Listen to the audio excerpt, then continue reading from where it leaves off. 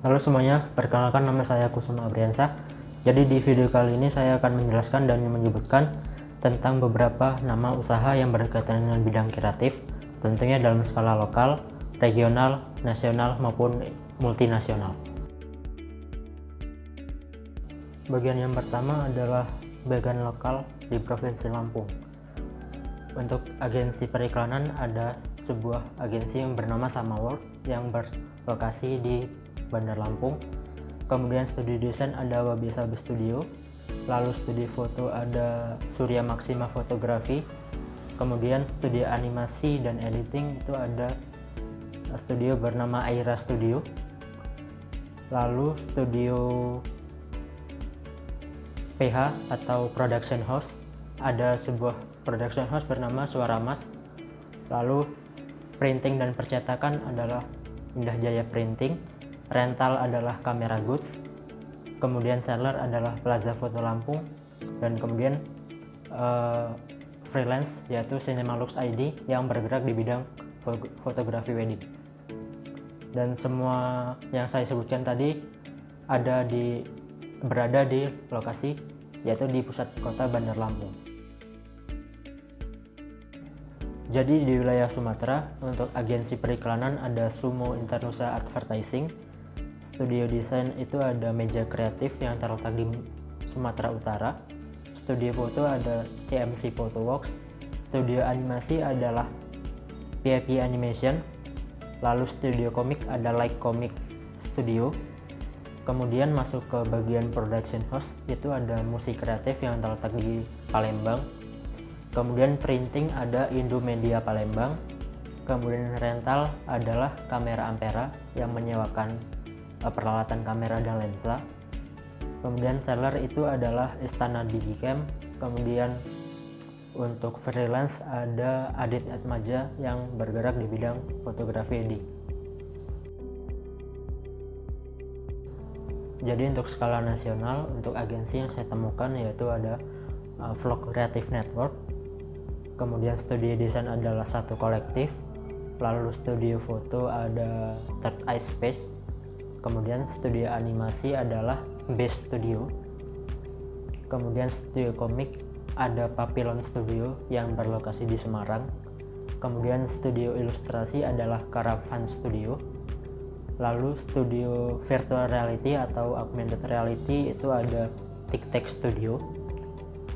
Kemudian masuk ke bagian production house ada Visinema Picture, kemudian studio printing atau percetakan adalah Aksara Media Pratama, lalu studio rental alat itu ada DWR Rental yang menyewakan peralatan videografi, fotografi, khususnya pembuatan film dan kebutuhan komersil.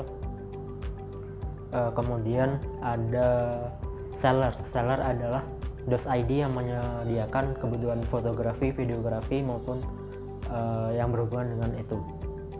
Lalu yang terakhir adalah freelance ini yang saya temukan adalah HK Retoucher yang merupakan seorang beauty retoucher dari sebuah produk atau beauty fotografi.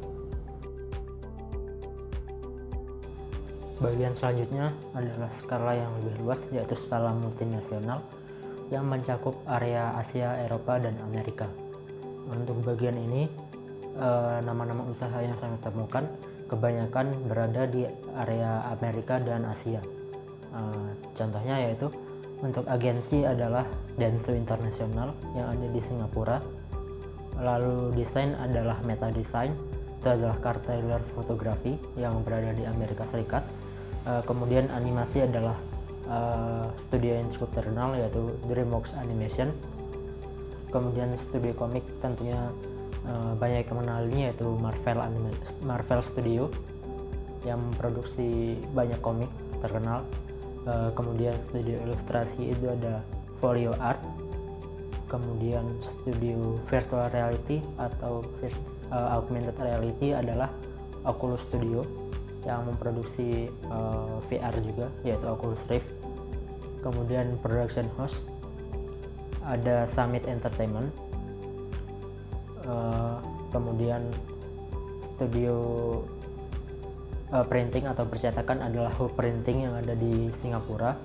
Kemudian rental adalah G Rental yang menyewakan alat-alat fotografi. Kemudian seller adalah SLR Revolution yang menjual alat fotografi digital. Lalu yang terakhir adalah freelance, yaitu Simurai yang berasal dari Jepang yang merupakan seorang UI UX designer.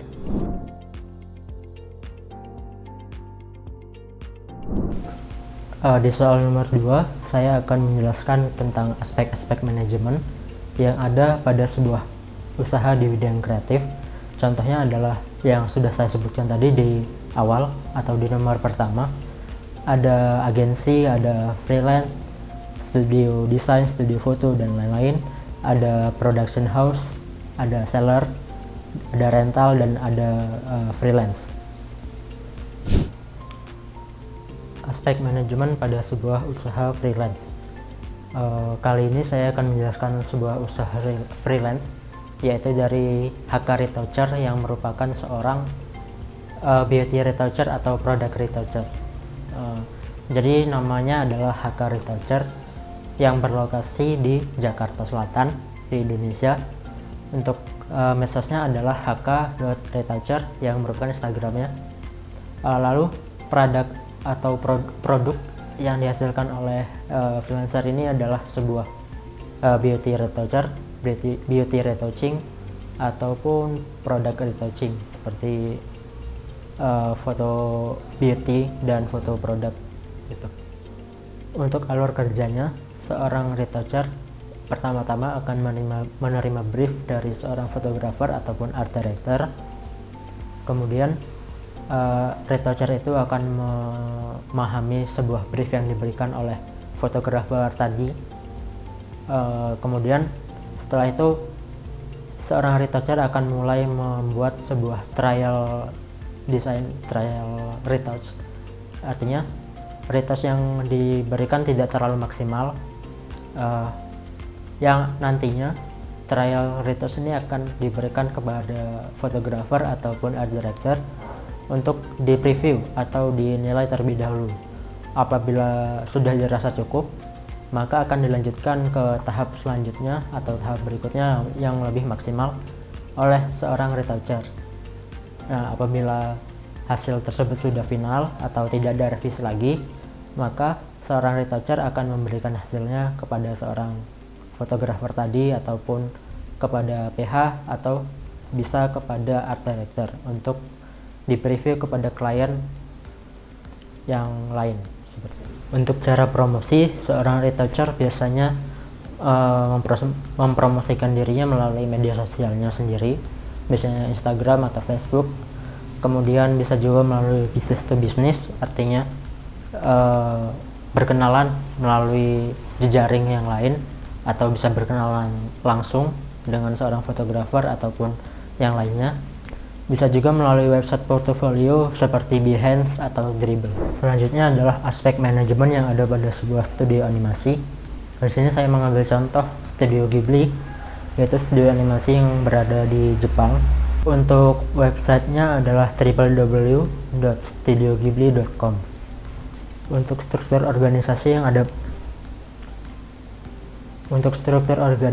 ada pada sebuah studio animasi biasanya terdiri dari CEO, kemudian eksekutif producer, lalu ada producer atau story editor, kemudian ada modeler, ada storyboard artist, ada animator tentunya, kemudian ada sound engineering, ada rendering, kemudian ada bagian finishing atau VFX artist. Untuk produk yang dihasilkan oleh studio animasi seperti Studio Ghibli biasanya outputnya adalah sebuah film animasi panjang, berdurasi panjang, atau biasa juga sebuah video game permainan. Untuk alur kerja yang ada di sebuah studio animasi biasanya dimulai dari sebuah proses perancangan naskah, kemudian masuk ke bagian pembuatan storyboard oleh storyboard artist dan director dan kru lainnya, kemudian masuk ke bagian modeler sebuah karakter yang akan dibuat, lalu masuk ke bagian animator, menganimasikan sebuah karakter yang sudah dibuat, lalu mengisi dubbing, yaitu suara dan dialog yang akan dibuat sesuai dengan cerita yang sudah ada. Lalu setelah itu semua selesai, akan masuk ke bagian rendering. Lalu setelah rendering selesai, akan masuk ke bagian tahap finishing dan pemberian video effect. Cara promosi studio animasi yang saya ketahui biasanya melalui award atau penghargaan-penghargaan serta festival-festival animasi atau festival film yang tersebar banyak di seluruh dunia.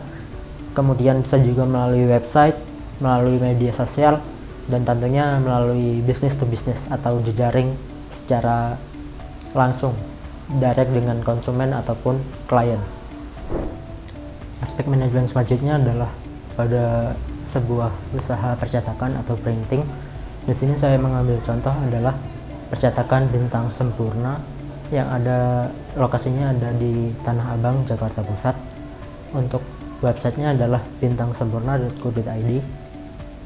Nah, kemudian struktur organisasinya biasanya terdiri dari direktur utama, kemudian bagian administrasi dan keuangan, lalu bagian humas dan promosi, kemudian bagian pracetak, bagian cetak, dan kemudian bagian finishing.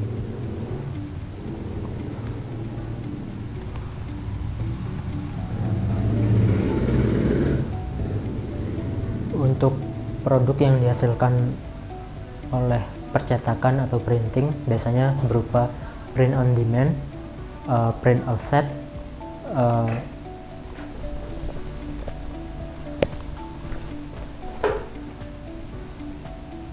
untuk produk yang dihasilkan oleh percetakan atau printing biasanya berupa print on demand, offset, apparel, merchandise, kemudian biasanya melakukan percetakan sebuah X banner, baliho, atau poster. Alur kerja biasanya alur kerja pada sebuah percetakan atau printing. Yang pertama, konsumen langsung datang ke lokasi percetakan atau bisa juga mengirimkan file yang akan dicetak melalui email. Lalu bagian printing akan mencatat dan mendata jenis produk yang akan dicetak sesuai keinginan konsumen. Kemudian setelah data didapat, dilakukan sebuah peletakan mesin cetak sesuai dengan jenis bahan, jenis produk yang diinginkan oleh konsumen. Sebelum mencetak dengan jumlah yang banyak, akan dilakukan sebuah trial printing, artinya printing yang dilakukan untuk melihat sebuah contoh, yaitu melihat sebuah kualitas dari tekstur atau kualitas bahannya, kemudian kualitas warnanya sendiri. Apabila sudah dirasa cocok dengan keinginan konsumen, maka akan dilakukan cetak sesuai jumlah yang diinginkan. Apabila proses cetak sudah selesai, maka bisa dilanjutkan ke bagian proses finishing dan proses packaging. Untuk cara promosi biasanya perusahaan cetak atau printing melakukan promosi melalui media sosial ataupun website, bisa juga melalui brosur dan business to business. Kemudian saya akan menjelaskan aspek manajemen yang terdapat di sebuah seller atau toko yang menjual berbagai alat yang mendukung proses kreatif. Di sini saya mengambil contoh adalah Focus One, yaitu toko yang menjual berbagai alat pendukung fotografi dan videografi. Untuk namanya adalah Focus One yang berlokasi di Jalan Pangeran Antasari, Bandar Lampung. Untuk websitenya bisa dicek di Instagramnya, yaitu focusone.id. Dan biasanya produk yang dijual di seller atau di Focus One ini adalah alat-alat yang dibutuhkan dalam dunia fotografi, videografi, serta berbagai macam aksesoris lainnya seperti tripod, mic stand, lighting, dan lain-lain. Untuk alur kerjanya, pelanggan selalu datang ke outlet atau toko, kemudian mencari barang yang diinginkan, lalu petugas akan mencari barang yang diinginkan. Apabila tersedia, maka akan ditunjukkan kepada konsumen untuk di preview dan dilihat kelengkapannya, dan apabila dirasa cocok maka pelanggan atau pembeli bisa melakukan pembayaran secara langsung ataupun bisa dengan cara lainnya seperti transfer. Apabila sudah melaksanakan pembayaran maka akan dilakukan proses pemesanan yang nantinya akan diberikan kepada konsumen. Untuk cara promosi, biasanya para seller atau penjual atau toko-toko alat ini melakukan promosi melalui website, bisa juga melalui media sosial berupa Instagram, Facebook, YouTube, dan lain-lain. Selanjutnya yaitu aspek manajemen pada sebuah usaha rental. Di sini saya mengambil contoh rental kamera, yaitu kameragoods.com. Namanya yaitu Kamera Goods yang berlokasi di Bandar Lampung. Untuk sosial medianya yaitu Kamera Goods. Lalu untuk produknya, produk yang disewakan biasanya kamera digital, lensa, tripod, dan lighting. Lalu untuk price list, berikut ini adalah beberapa price list yang ada di Kamera Goods. Alur kerja, biasanya ketika konsumen ingin menyewa bisa langsung datang ke outlet Kamera Goods, lalu nanti akan ditanya oleh petugas yang ada di sana ingin menyewa kamera apa atau menyewa alat apa. Kemudian nanti akan diberikan formulir tentang data diri. Setelah data diri diisi, maka akan ada surat penjamin dari seorang peminjam tersebut, bisa berupa ijazah, KTP, SIM atau SNK dan sebagainya. Setelah itu maka akan dilakukan pembayaran. Pembayaran bisa dilaksanakan dua kali, yaitu pembayaran di muka dan pembayaran setelah selesai peminjaman, ataupun bisa pembayaran langsung secara cash. Apabila sudah melakukan pembayaran, maka alat yang akan disewa akan diberikan oleh pelanggan atau penyewa, seperti itu.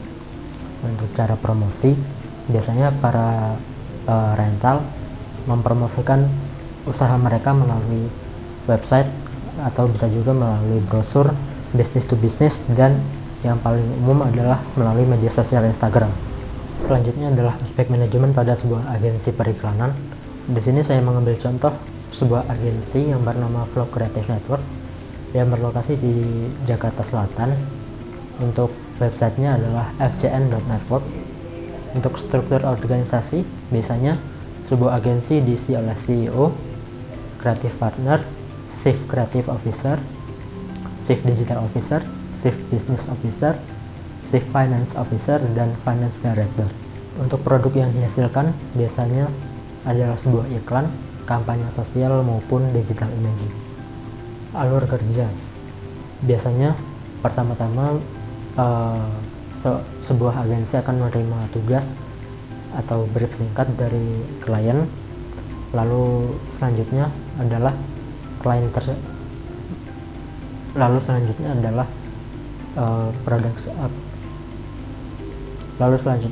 agensi tersebut menyiapkan sebuah brief lengkap singkat yang akan ditujukan kepada tim kreatif.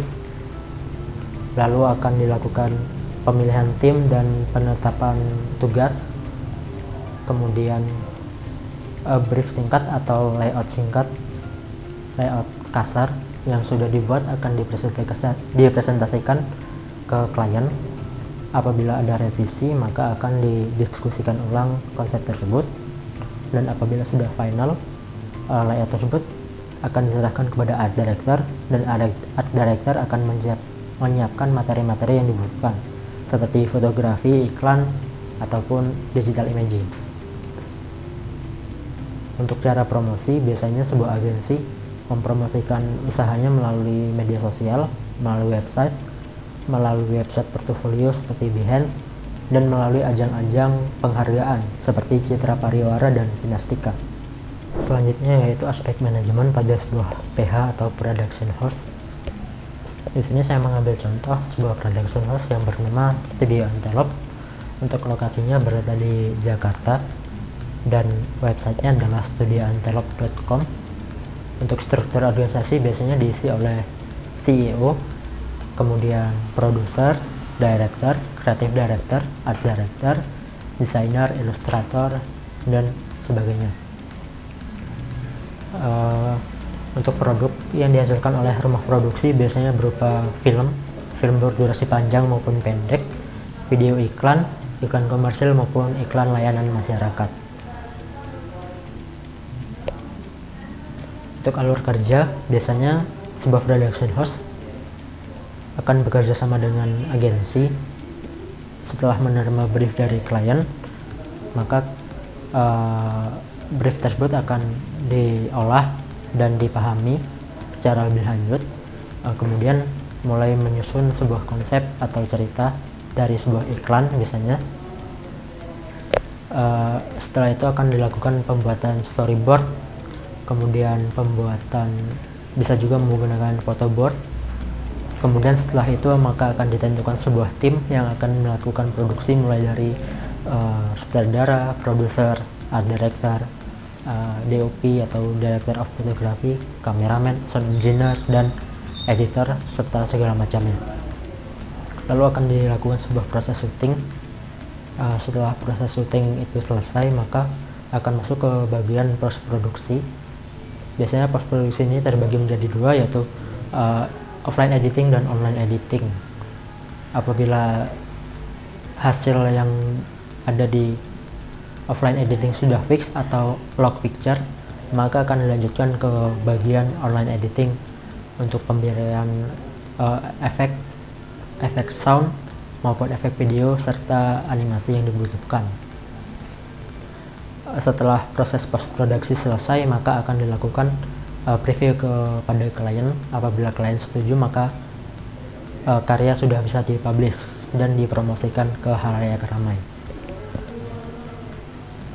Untuk proses promosi, biasanya sebuah production house bekerja sama dengan agensi, bisa juga melalui business to business, business to government, bisa juga yang paling umum melalui media sosial dan melalui website. Itulah tadi video tentang beberapa aspek manajemen dan beberapa contoh usaha yang bergerak di bidang kreatif yang sudah saya sampaikan. Semoga video ini dapat bermanfaat, dan kurang lebihnya saya mohon maaf. Terima kasih dan sampai jumpa.